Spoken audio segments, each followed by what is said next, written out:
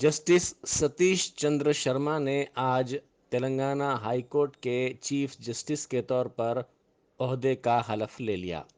मरकजी हुकूमत ने सदर जमहूरिया रामनाथ कोविंद की मंजूरी के बाद हफ्ते को उनके तकर्रुर की तौसीख की थी।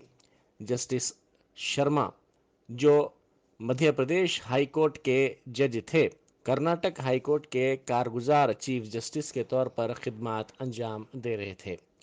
उनकी पैदाइश 1961 में भोपाल में हुई थी। उन्होंने 1981 में डॉक्टर हरि सिंह गौर यूनिवर्सिटी से कानून की डिग्री हासिल की थी।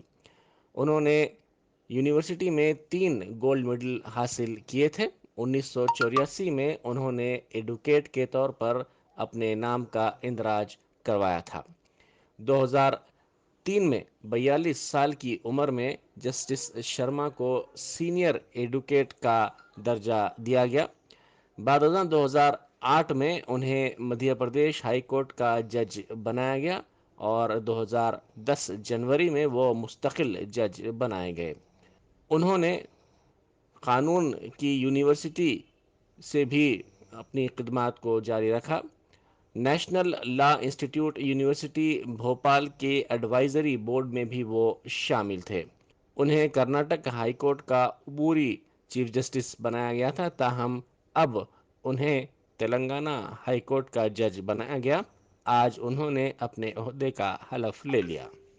तकरीब हलफ बर्दारी में गवर्नर के अलावा वजीर आला चंद्रशेखर राव, चीफ सेक्रेटरी सोमेश कुमार, काबीनी वज़रा, स्पीकर, अरकान असम्बली, अरकान काउंसिल, ओहदेदार और दीगर मौजूद थे।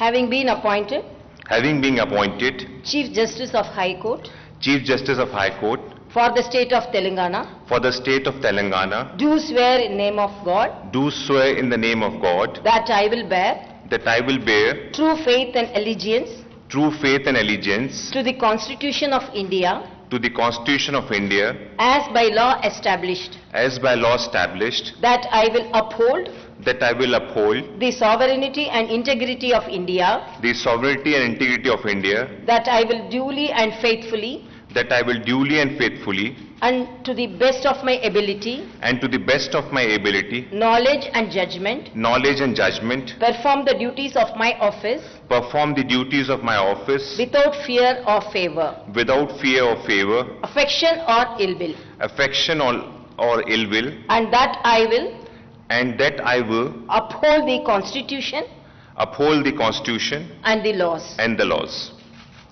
Thank you.